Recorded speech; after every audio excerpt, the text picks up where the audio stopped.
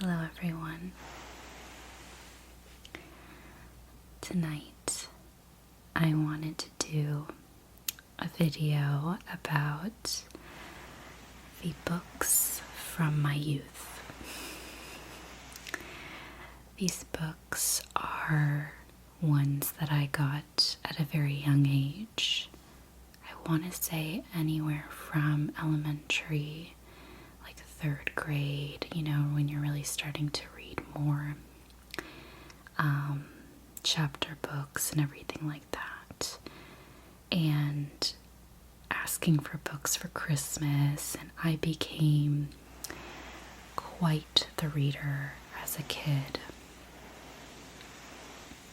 So books were my main form of entertainment that I enjoyed, and I've built a very interesting collection over the years, and you're gonna see a little bit of that. So these books are just books from like middle school, elementary-ish, and throughout high school and some early years of college, but maybe I'll do another video with books I'm reading currently. I have so many books I'm trying to get through, and I haven't bought a lot of books, I think, in recent years, other than this past couple years. I've been a very huge library goer, so I don't own a lot of the books I used to read as like a teenager, mainly because I didn't have a ton of money at that point. Now I do, and now I get to buy all the books I want, which is very dangerous. So now that I'm older, I'm gonna try and buy the books that I used to love as a teenager and as a kid, because I know someday I might forget, and that would be devastating. So without further ado, let's go ahead and jump into probably the first book series that I guess had really formed me as a young child.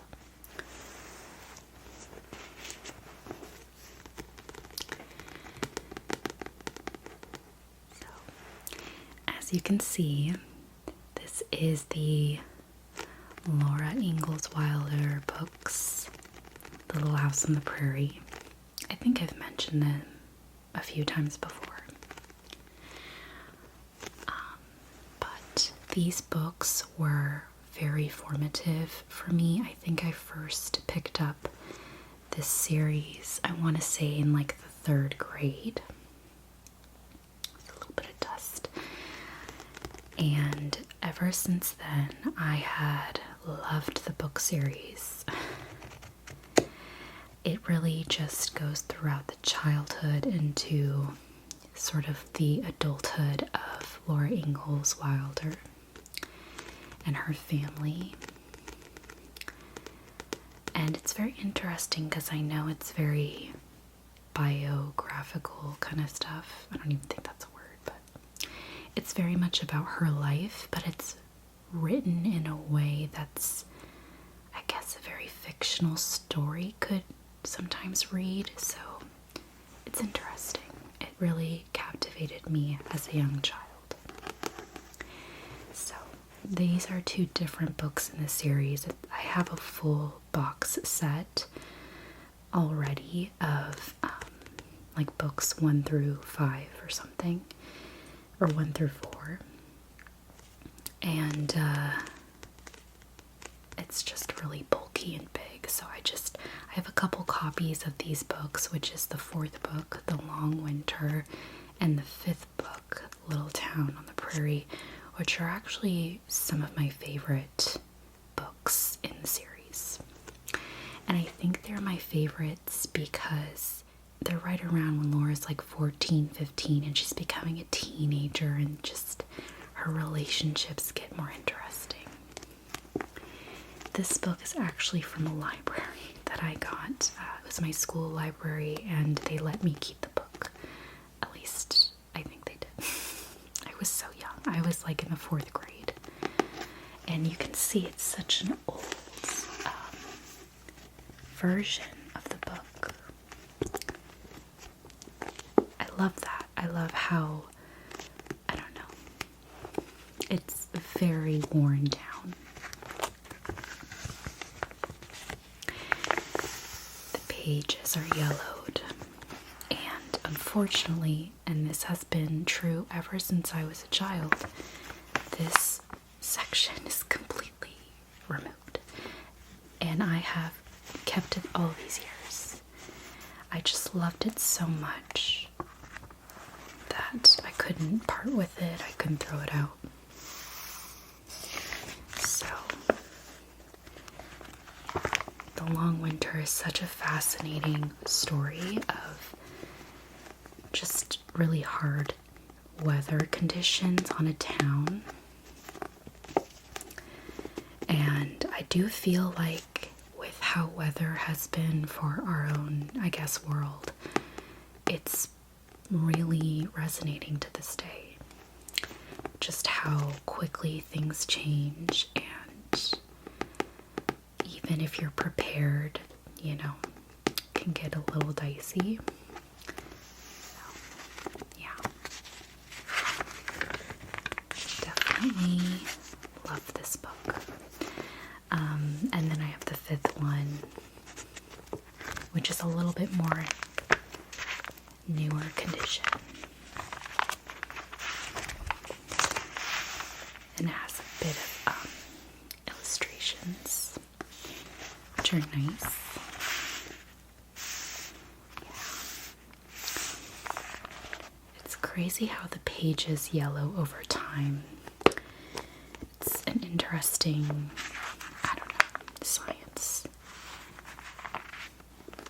Okay. So I had to feature these, and they happen to be my favorites in the series as well. Alright, next we have, I mean, some of you might have connections to this, the American Girls collection book series. I think I've dabbled between different girls, if you will, in terms of their books and stories, but I was provided and gifted these over Christmases when I was very young. I was like maybe 10 years old or something. We have Kirsten, American Girl doll. I think this might be backwards. There we go. From 1854, and this one was my favorite. I think Kirsten was one of my favorites. Yes, I remember very vividly getting this for Christmas and just how excited I was. And it's a memory I still have to this day. I think because my grandmother gave it to me. And it comes in, I think they usually have like 6 stories, and they're very easy to read. They're all very thin. And they have a lot of pictures. I mean, it was very, you know, realistic situations. It really, this book series started off pretty jarring, if you know what I mean. But I loved it. I loved that it went through all the seasons. I don't know. It's just very interesting, and I really loved it. So let me know if you liked any particular American Girl story. I also got the other American Girl, I think, is it Molly? Molly McIntyre.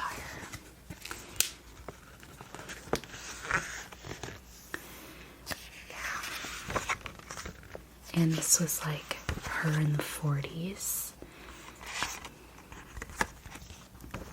These are like all the characters. I like that they did that. And it actually is all 6 stories in this one book, which honestly is a lot more convenient.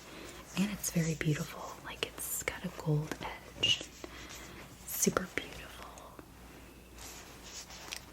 It's like a thick book, and then it has like a bookmark. I was, oh my gosh, I was age 11 when I got this book. So I think I was 10, and then I was 11. Very young. I was really into these particular books, and I think I rented the other ones from the library. But of course, as you get older, you start to jump to heavier content. So, not that heavy, but there's some other fun books to share. Around the same time, or as I was kind of getting a little older, I want to say like, yeah, just a couple years older. I mean, these books, I feel like Heidi isn't difficult to read, at least from what I can recall. I haven't reread it in a while. Anne of Green Gables is kind of a tough read for a young child. I don't know what I was thinking, but I did try and read the whole series. I felt like I was a little tired of it at such a young age because I couldn't really understand all the, I guess, the complexities of the language a lot of the time. Just the way it was written was very dense, lots of description, and I kind of felt like I really just wanted to get to the parts with Anne and Gilbert, if you know what I mean. But definitely love these stories, and just loved the entire series. And I think the TV show at the time, there was an Anne of Green Gables TV show, it was like a cartoon, was also very prominent at the time. So yeah, with all that, it's been a series I've held dear. However, I only own the first book, so maybe I'll change that. But Heidi is another very great book about a little girl and her grandfather who live on a mountain. And I don't know, just very wholesome. Heidi was very like bringing warmth to the village and the people around her, and I feel like a lot of stories about young little girls were like that, where they like Anne of Green Gables and Heidi, they were vivacious, they were colorful, they brought color to the world for their loved ones. And that was almost like a mini superpower that I felt that they had. So I felt like I really resonated with that. Okay. I cannot feature a book from when I'm younger and forget a series of unfortunate events. This series was, I honestly, during the years that it came out, let's see what year this came out, because I remember we would wait for these books to release like it was, you know, we were waiting for a movie to come out, like it was very much 2005. So I was around 5th grade around that time. I had discovered the series, and then I think they were still writing the books, so I had caught up, and everyone who got a hold of these books in elementary school, it was like a race to finish it first, like in elementary school. For some reason, all of us kids, like this was I guess like a level of Harry Potter. I didn't read Harry Potter when I was younger. I know, shocker. It just didn't happen for me. I completely understand the hype though, and I watched all the movies, which honestly I feel like kind of ruined the books for me, because when I tried to read Harry Potter only a few years ago, I felt like the movie was in my head the whole time, so it was like a comparison contest. But I remember living in the moment with a series of unfortunate events and being there when the books came out. And, you know, all the kids trying to read it. It was just such a, I don't know, these were our thrillers. This was so dark but mysterious. It dealt with themes that, I don't know, young children don't often face, such as, you know, death or murder mystery styles as a young child. There was a lot of mysteries, but it was more like who, you know, stole what, or, very minor offenses. But this was like children running from a madman, and it was crazy. And then on top of that, you have Lemony Snicket, who was this, what is it, pseudonym? Fake name, or, author name, not a fake name. And he was just his own sense of, like, mystery. So yeah, loved it. And I felt so on the edge of my seat every time I read these books. I like to think that they are like the childhood thrillers that we had. But yeah, I was already diving into more complex genre or themes, I guess you could say, at this point. So this was definitely its own type of genre. I felt like most people read these and liked them. But at around this age, I want to say 11 years old and up, I started to become more fascinated with one particular genre, and that was romance. So let's move on to the next book.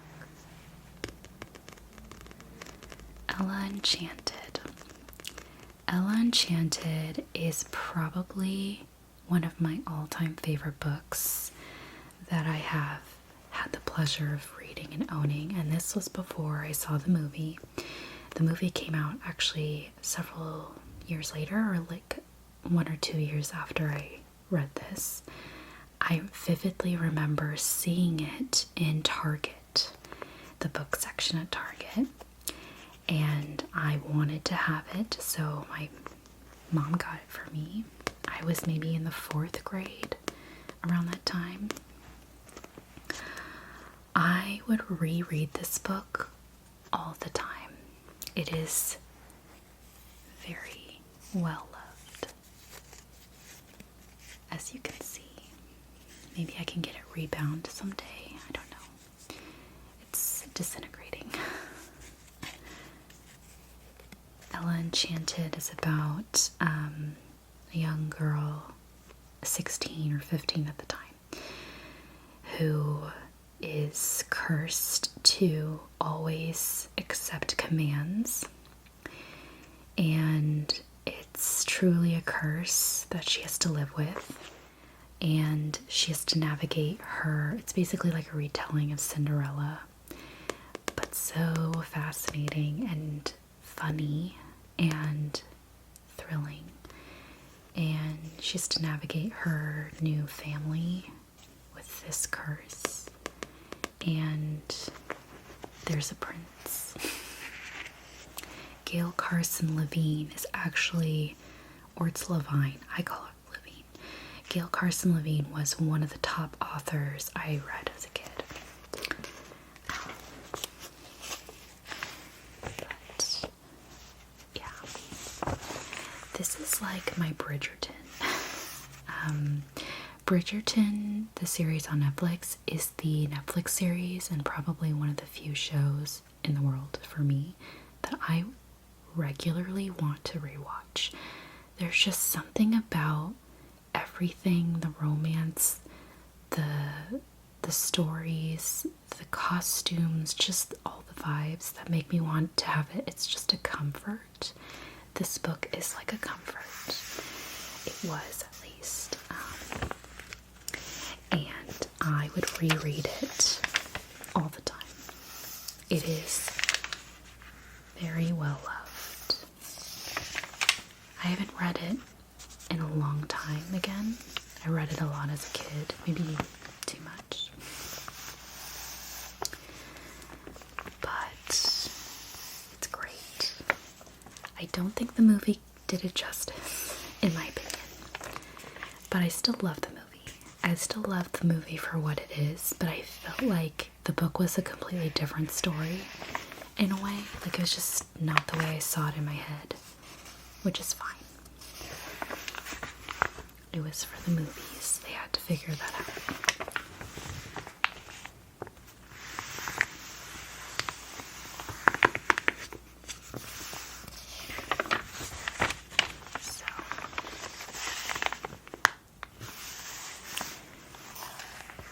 One of my favorite books. Oh yeah, actually, it says now major motion picture, so it had already become a movie when this came out, but I hadn't seen the movie yet. Well, that's funny. I literally said that as I was talking about it. But I'm glad that I got the one where it was like the original cover, or I think this is an original cover, but yeah, I love it. One of my all-time favorite books. And it's the book that sort of skyrocketed me into the genre of romance and medieval stuff, like princesses and all that. I loved it. Especially because she was like a very independent type of person. I gravitated then to this type of genre, and I ended up reading so much, and to this day, so much princess content. I don't know. I think we all can relate a little bit on that, or some of us.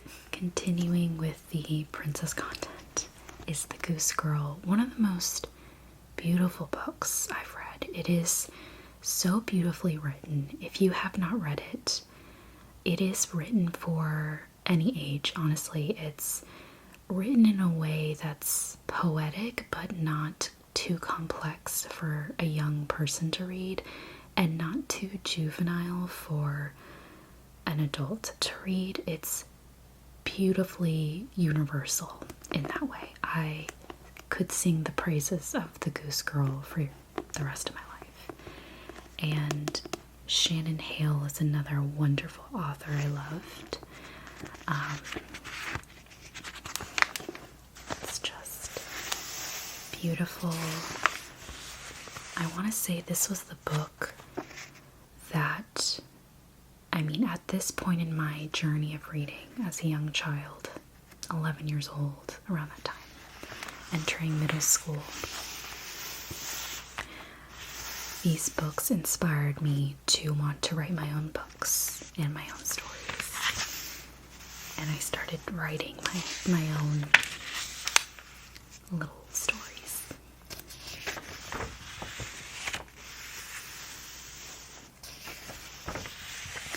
This book is wild. It's just, once again, very beautiful. The villain is so villainous.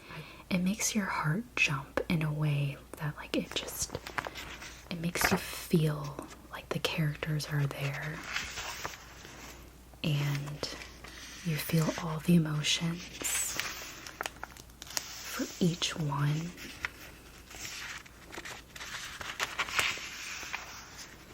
And I think a lot of the character development that is so impactful for a lot of books like these, in my opinion, are ones where characters are not like overdone. They don't feel unfamiliar. They feel like well-rounded without having to sort of prove themselves. I don't know. It's almost like less is more. I think I would love for my own characters to emulate Shannon Hale's. But yes, Goose Girl, absolutely recommend. I think I've mentioned this before, but Princess Academy, another Shannon Hale book. This woman is getting all the Newbery honors. She's truly a lovely writer. I had read this, I had rented it from the library as a kid, but it was one of my favorite books that I had always thought about. So in the last few years, I actually found this copy with the cover that I had loved. It's not quite exactly it, I think, but it's pretty much the same. And I purchased it because I wanted to have it in my collection. So it looks kind of fairly new. But that's because I recently bought it, but I did read it a long time ago, and then I reread it as an adult. There's actually a couple books in this series as well. I'm not a huge fan of the art they use now. It's a little, I don't know. It's not like this. It's not consistent. I think that's the only reason why, but I have picked up the other books as well, so I have the whole series. The book is about a girl, Miri, who lives on a mountain. I kind of imagine it's like Greece, like ancient Greece kind of style, like Hercules. I know that's really weird, but that's kind of how I imagined it. And the girl lives, you know, in a village on a mountain where they quarry a bunch of, you know, precious rocks for the, you know, cities below. And they are approached by the royal representatives of like the king to find the next princess for his son, basically like an arranged marriage from this village, to find a girl who would fit. And they basically took all the girls and forced them to a school nearby, not too close by, but nearby, to train as a princess, and then the prince would pick the princess. And it was just, I don't know, such a unique story, and like had me, I don't know, on the edge of my seat in a way. Yeah, super riveting. One of my favorite books. So this next book is actually, it's like a representative of the book series I love, but it's the only book I have.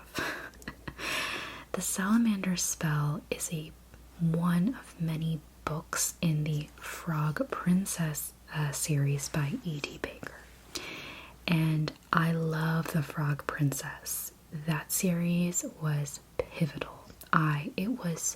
It was funny, it was energetic, it was young, it was romantic, it was just so fantastical and fun at the same time.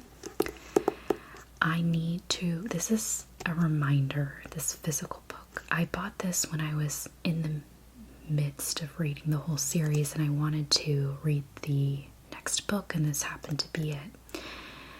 And obviously as a young kid, I don't have the money to go buy all those other books, but now as an adult, I want to go get all of the Frog Princess books, because this isn't even my favorite book out of the series. It was just something that I wanted to read next. It's actually a prequel. It's not even like part of the main series. So these are the actual books, the Tales of the Frog Princess. So you have the Frog Princess, Dragon's Breath, Once Upon a Curse, No Place for Magic, and then you have this is technically a prequel. And then I think there was a couple more, but this is definitely a physical reminder for me to go and purchase the rest, honestly, because they were just so funny, so good, and I loved it. This was around 2007, so yeah, it was around like the 2004, 5, 6 years that I was reading these books. It's kind of amazing that the pages haven't yellowed. That's kind of weird, considering the other ones are much more yellowed. I wonder why. Maybe it's because I read those more. I don't know. But the Frog Princess series does anyone know about that? Because that was like my jam when I was young. So another series that I liked and loved were the Sisters Grimm. This is book 7. And the only reason I pulled this one out, I have a couple other books in the series. This is a common thread, but when I'm younger and I'm starting to read books at the library and then Christmas comes around, I'll ask for like book 3, book 4, book 7 of book series that I was reading. So now my library, my personal one in my home, is just full of books with like book 3, book 4. Like a lot of the books from when I was younger don't have the first couple books in the series because I had already read them and then discovered them. So I'm going to hopefully fill the gaps if I have the means to, but I chose this book because it had the least scariest cover. The other ones are they're very dark. This one is even a bit, I would say, goth, if you will. And it's evident in this book series that they deal with that kind of like horror aspect without it being scary, but it's still kind of like the covers are very gruesome in a way. Like as a child, I'd be a little scared, but I don't know why I wasn't. I don't know. The series is by Michael Buckley.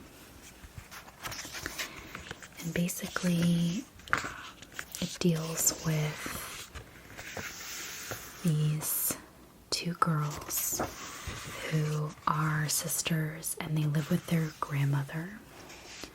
And their last name is Grimm. I'm almost positive.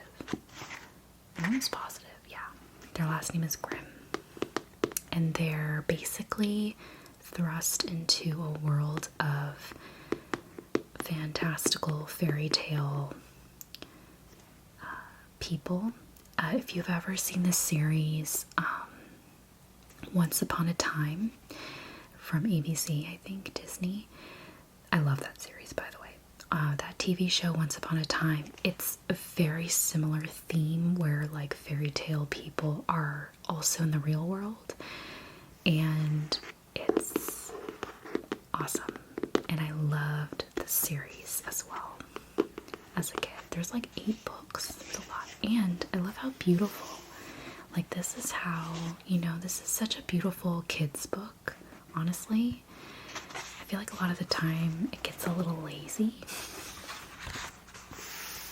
Like it's almost too cartoony sometimes, or the binding is really flimsy.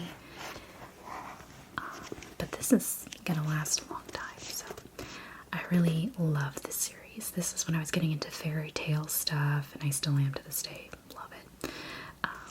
But yeah, highly recommend this. I don't know if the writing is gonna be the best for like older people.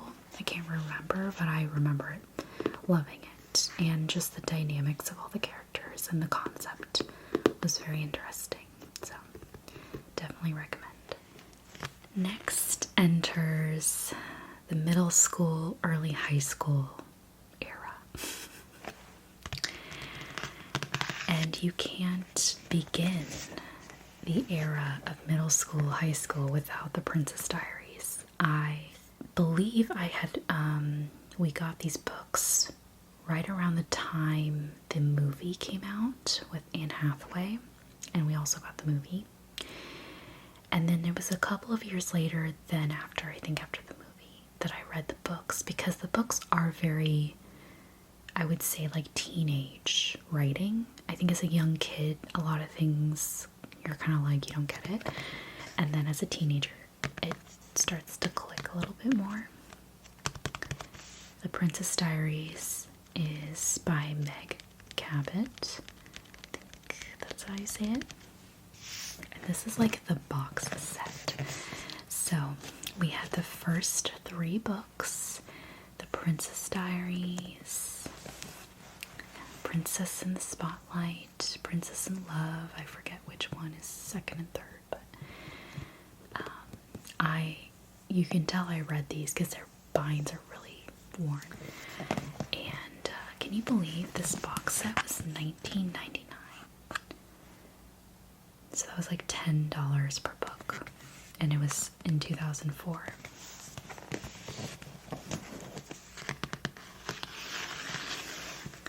So let me know if you ever read The Princess Diaries. I will say all the books after the 3rd book I did read, but I was just having trouble like sticking around.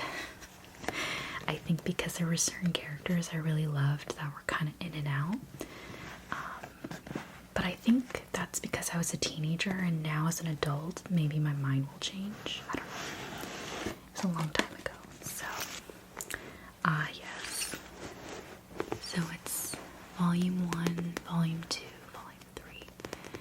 I love the covers. I think what happened is like the series just became very extensive, and I don't know, there was something about the first 3 books that just captivated me.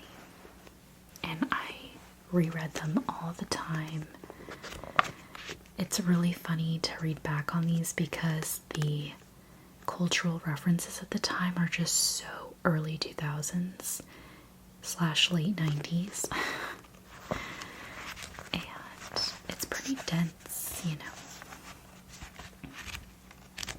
I think they just had to print it in a very small amount. But yeah, she was like 15, 16. So I loved all this. I still love the movies, but they are very different.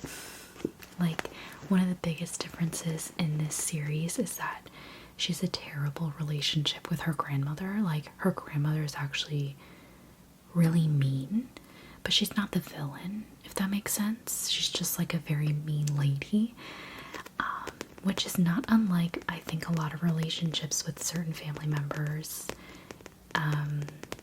You know, like, that's not unrelatable or anything, but she had a terrible relationship with her. But then in the movies, it was just all like nice.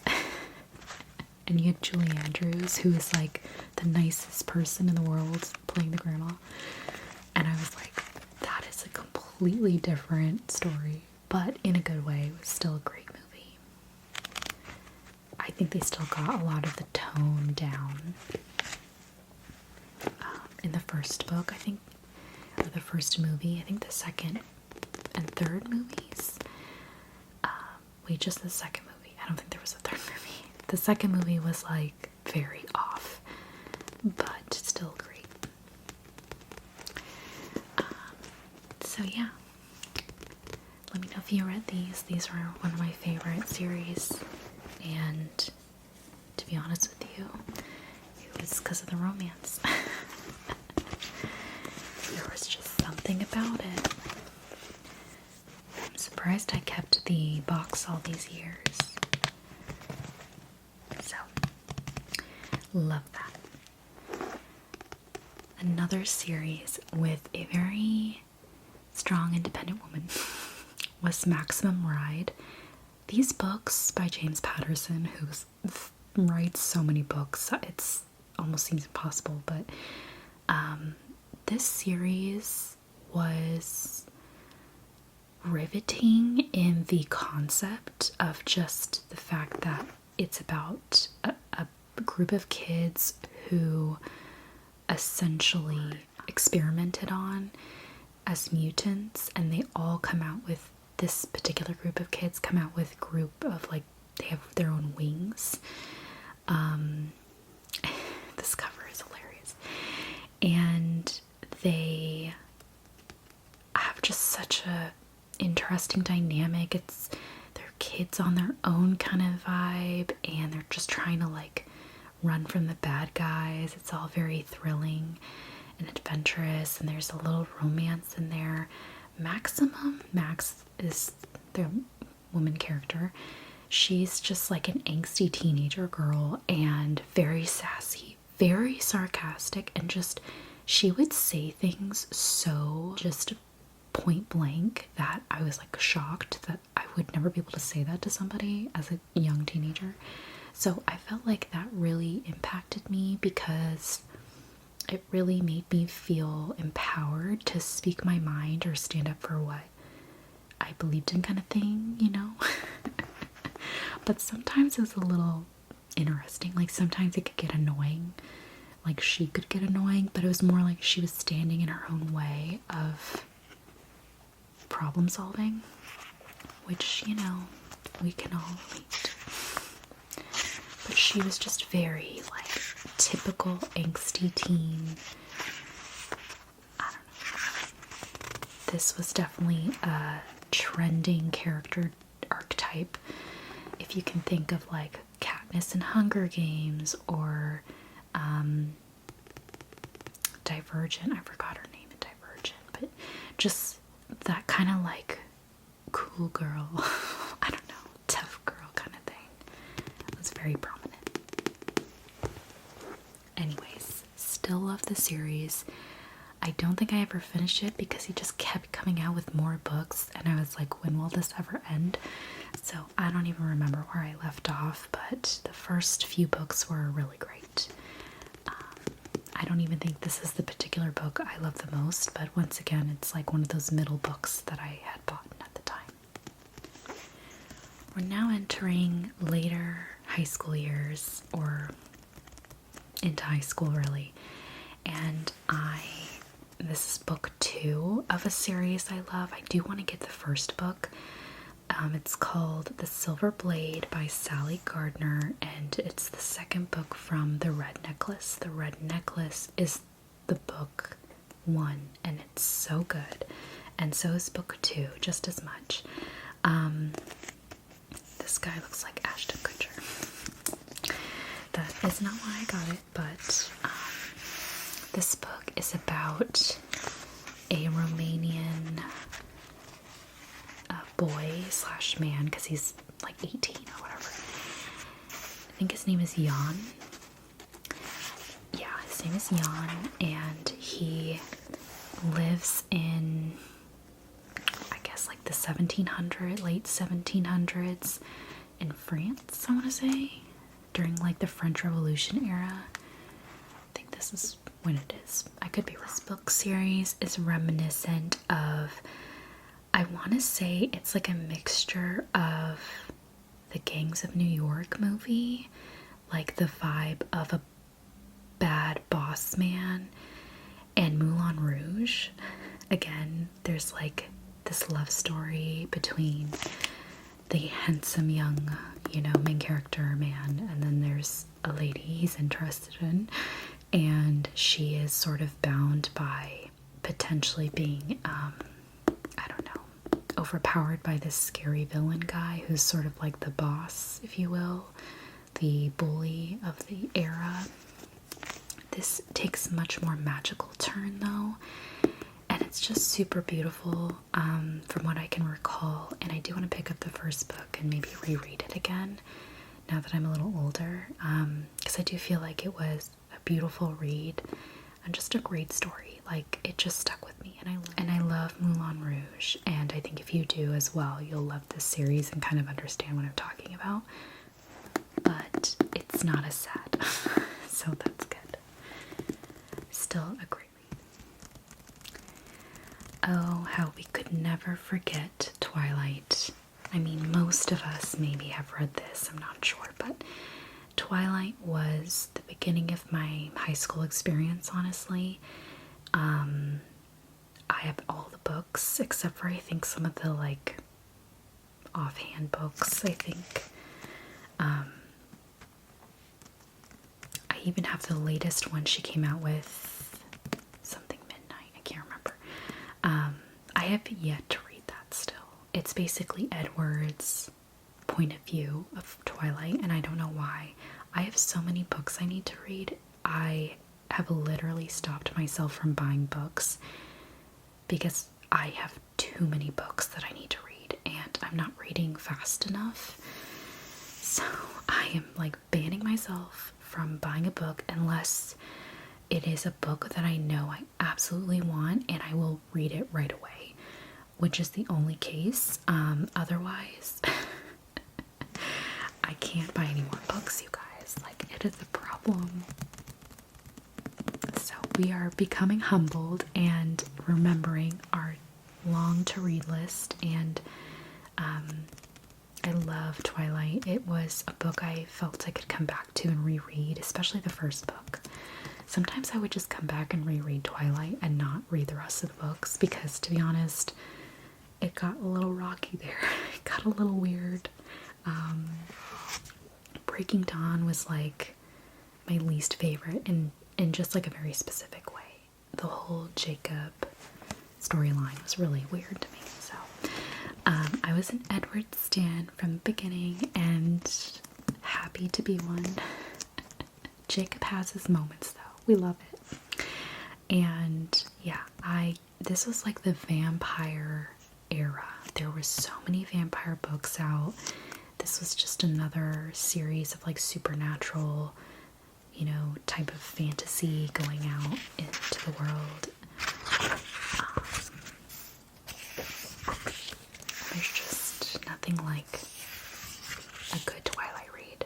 It's like one of those comfort reads during, I want to say, like Halloween time. I don't know if anyone else feels like reading certain books during seasons, but that's how I feel.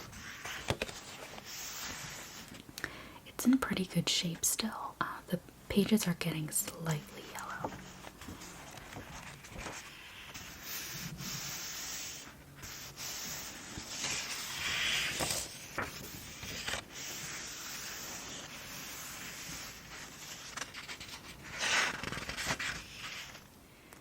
I couldn't feature books from my youth without, not plugging in Twilight. Twilight is one of my favorite series, and it's just hilarious now as an adult. Like, all the memes, it's just culturally just so funny to this day.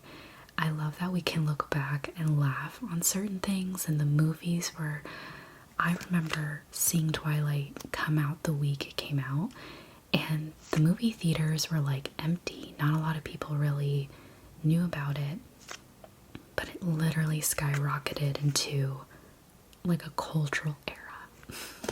So, had to share that. I do have all the other books, but I just wanted to share the first one as it was kind of the more pivotal and one of my probably favorite book out of the whole series.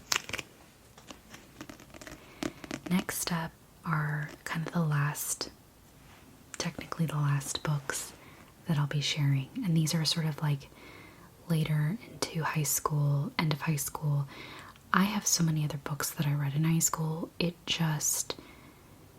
are kind of the physical copies I have of like a series I was very involved in. There are actually other series that I really love that I even think surpass these, but unfortunately I didn't buy them. I think 'cause, again, it was high school, college. I didn't have a lot of money to spend on books, and I read a lot from the library. So I'm actually trying to work out how I can purchase those book series, and maybe I'll share them another time, because there's so many other books that I loved, and I just don't have copies of them with me. But these are books from two series, different series, from the same author, so that's why I'm kind of sharing them at the same time. They're by Lisa T. Berggren. So I'll kind of share one at a time, but this series is the River of Time series. I have the first 3 books or so on my Kindle. That's around the time I got my Kindle, and I was reading a lot on my Kindle in high school, I want to say. So I ended up just buying the books there, and I was traveling at the time, so I took them with me. And then I ended up getting these physical copies of the later books. It's the River of Time series. And so here in the front you can see there's Waterfall, Cascade, Torrent, Bourne, and Tributary. Bourne and Tributary, I think, are novellas, but the first 3, Waterfall, Cascade, and Torrent, are ones that I fell in love with. And Deluge is also a great book, but the first couple books were my favorite. The series is about a girl who travels back in time, very much like Outlander. It is literally like the same concept. And of course, I think Outlander came out before these books, so I think it was definitely like a common genre they pulled from. And she goes back, this teenage girl and her sister end up going back in time to like the 1300s in Italy, specifically Florence and Siena, which I've actually been to in real life and are beautiful places. So I love that I can like connect to that. And it's all about, just off the bat, the romance hits. Like it's a great romance. romance. And it's like hot and heavy without it being specific. Like, it's not very specific, but at the same time, it's pretty cutting edge for what it was at the time. I loved it. It's not graphic at all, so, you know, in case you're not into that, this is a great series to have like a romance without that type of stuff. I personally am a fan of both. But yeah, no, I think this series is great. I will say there's some themes of like religious. It's not specifically religious, but there's some themes in it, just as a heads up. Like the character sort of believes in a god in a way, but it's not, it's pretty subtle, I would say. And I think that's because the author is religious herself. And even though I'm older and I don't really connect with that element, like I don't like to read stuff with that heavy element, I think it's still something I'd go back and read because it's so subtle. It's not really a huge formative thing. I don't know, maybe I haven't read them in a while, but I just wanted to note that. But yeah, I really loved this series a lot. And then the same series, like author created a different series, but it's not about time travel. It's still got like a fantastical element to it, but it's Glamorous Illusions, the Grand Tour series, and it's about a young woman who is from a small town farm, discovers that she has a rich biological father who wants to suddenly form a relationship with her, but he's kind of like a mean person and sort of forces her to go on this grand tour throughout Europe, hence the Eiffel Tower. And he basically treats her like his own daughter, but then she has to kind of deal with her half-siblings. There's some romance. Again, there's some religious themes in it, but it's very subtle. Like, it's a function of the character, versus like it's not like in your face or anything. Really great series, and she really knows how to write romance, in my opinion. So I really enjoyed this series as well.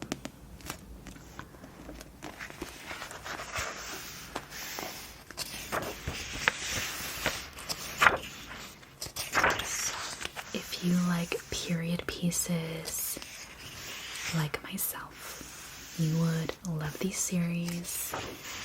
Historical romance, historical fiction, romance. I love it. Romance in any setting for the most part. I've always loved books with happy endings. It is just something I've always loved as a kid. It's very hard for me to get into books that had very dark themes. I just always wanted escapism and something happy. Now I'm more, open to thrillers or something a little scary. I think one time I read an Agatha Christie book when I was in junior high, and I was like shocked. It was a great book, but it wasn't exactly what I always yearned for. I loved the romance the most. I loved fantasy the most. It's still my favorite genres. I'm open to contemporary romance sometimes, but it's not as thrilling to me. When there's magic involved, it just feels a little more extra. I don't know if anyone can relate, but yeah, I hope you enjoyed this what feels very lengthy of a book collection overview. It's not my whole book collection, but it does include all the very formative books from middle school to high school, etc. And there's so many more books, but I obviously would not be able to fit them in. So anyways, I'd love to know what books you felt were formative to you, which ones you loved, and forget. I think my hope is to pick up the books that I'd never want to forget, because I know someday I might. And to have them with me is, I don't know, it would be a wonderful collection, and building my own personal library has always been my dream, one of my dreams. So, alright, that's that. Maybe next time I'll feature some books from the current day and age that I love. But thank you so much for watching, and I appreciate you listening. And I hope that you are doing well, and wish you the